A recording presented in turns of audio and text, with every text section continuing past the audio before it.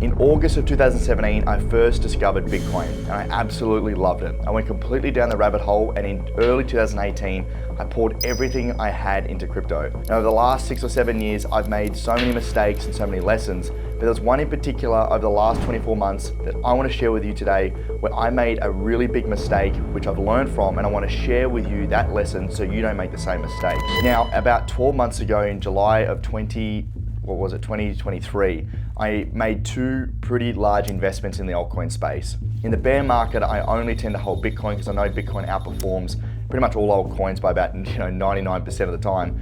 I held a lot of Bitcoin during the bear market, and it was about, as I said, in July 2023 where I made my first two altcoin investments for this cycle, and I went really heavy. As you probably know by now, my investment strategy is to go hard on very few altcoins rather than having 20 or 50 or 70 different altcoins with very little capital in the middle. Once I know what I invest in, I have high conviction. Now, the first investment I made was Polygon. Now, Polygon, or the project Matic, was super exciting at the time. The layer 2 space was just heating up, and I was super excited about getting on board this train. The reason I went with Polygon over the likes of Optimism and a few others was purely around their Web 2 integrations, or their quote-unquote partnerships that they'd spoken about. The likes of DraftKings, Starbucks, Disney, to just to name a few. They had so many exciting partnerships that they had flaunted to the market that they were going to make and integrate, plus they had the upcoming Matic to Pol 2.0 upgrade. So I felt the tokenomics was good, I felt they had the Web 2 partnerships, and also I thought the Ethereum narrative was really going to kick off, and essentially the layer 2s were going to hop off the back of that. Now, as the next 12 months went on, what we end up seeing was that Ethereum really didn't do too much over the next 12 months. The layer 2 space became super saturated within the market, and ultimately a lot of the partnerships really didn't play out.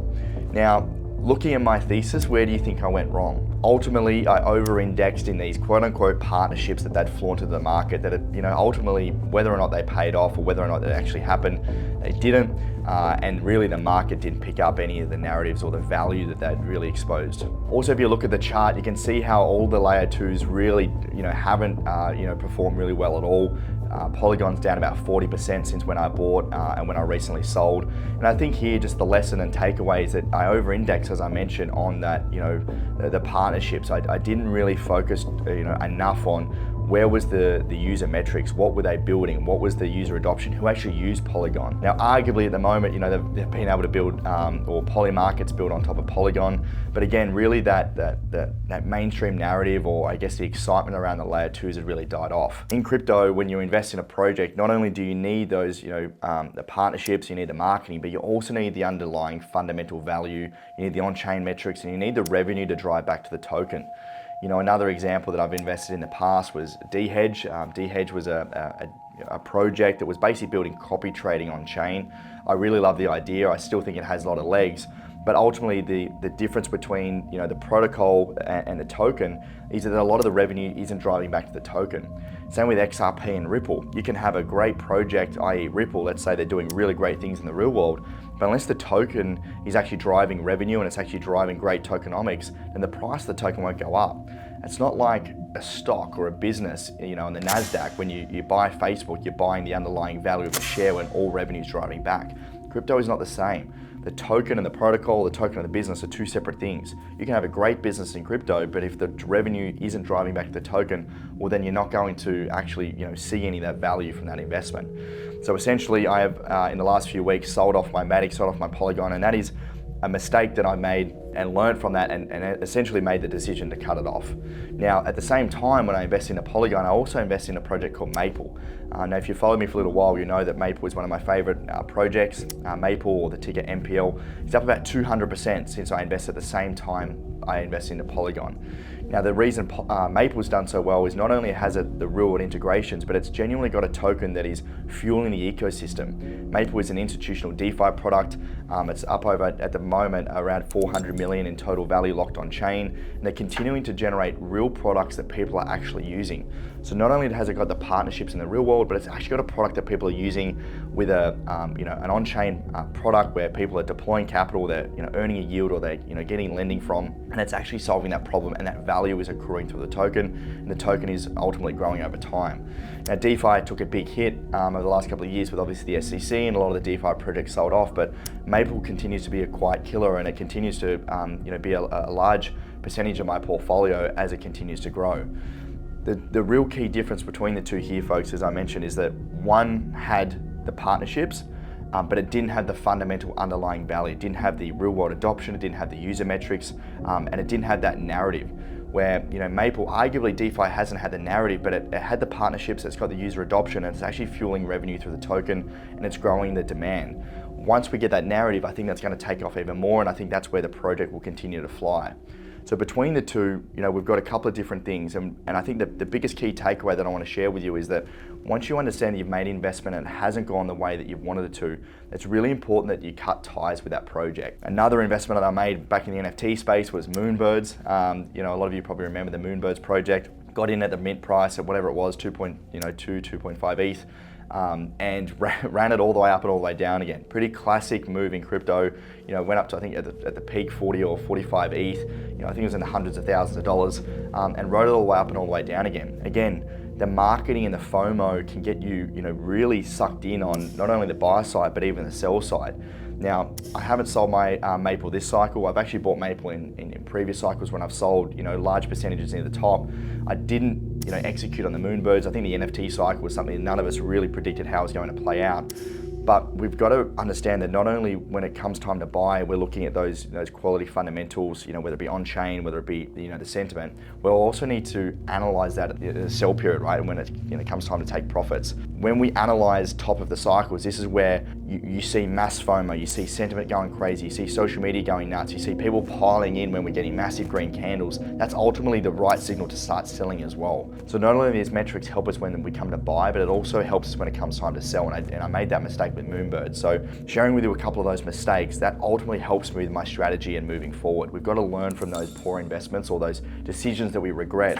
That's what helps fuels us to be a better investor. If you're sitting on those projects that you've invested 3 or 4 years ago, hoping they're going to come back, that's not a strategy. Hope is not a strategy. You always hear me talk about this. We need to learn from those mistakes, especially in crypto because it moves so fast. There's going to come a time in the next 12 or 24 months where we need to start taking profits, and we need to look at the data, look at the research and see what those projects are doing, and realize a lot of these projects are going to get way overvalued. There's going to be a huge interest from retail investments, huge excitement from consumers, and they're going to be piling it at the top. That is the exit liquidity. So we need to be remembering that at the time and not getting married to our bags. That's another big lesson. Being married to our project is not a viable strategy, right? We need to be as unemotional as possible, logical as possible, and that's what's going to help us not only on the buy side, but the sell side as well. So by analyzing these 4 mistakes, the 4 things that I want to share with you today are the 4 lessons that I continue to take in every time I'm, looking at a project, looking at, analyzing some of our members' portfolios when I'm, helping them with their strategy. These are the things that you need to take away with your portfolio. And the first one is due diligence. I see so many people just barreling into projects, not doing the proper due diligence,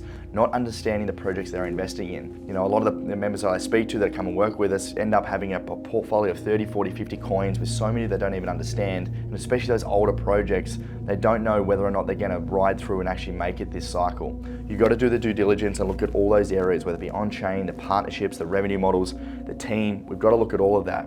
If you need help with that, again, that's what we do here at Collective Shift. We've got so much research on tokens where we can help you understand the team, the tokenomics, the bullish, the bearish. We've got all of that in our platform that we can help do that due diligence for you, but it's a really key, important part. The second one is managing emotions. You've got to invest based off logic and not emotions, especially if you've invested in something that's down or it's gone up a lot. Managing your emotions is a key way to ensure that you're not holding on to something that essentially won't come back, especially those projects that are down 70, 80, 90%. If your project is down 70 or 80%, it's got to go up 800, 900, sometimes 10x just to get back to break even. All right, manage your emotions and cut the ties off projects if you're not happy with the way they're performing or if you don't have conviction. Again, same on the sell side. Don't be married to a project. At the end of the day, these are investments, and in crypto, they're going to go up a lot and they're going to go down a lot in those macro cycles. So it's important you take profits so you're not looking back and being frustrated when you didn't make the decision that you should have. Having those entries and exit strategies as well. This really helps, level out those emotions by having those dollar cost average in and dollar cost averaging out strategies. That's what I've done with Maple in the last couple of cycles when I've been able to take profits, is dollar cost average out and sell on the way out. Where I made most of my money was investing early in the metaverse, before the metaverse was really a thing, before Facebook renamed to Meta. you know, I was able to get out some of these projects 20, 30, 40x. It was because I had dollar cost averaging out strategies. I just didn't buy at one point and sell when it did a 40x. That's just not realistic.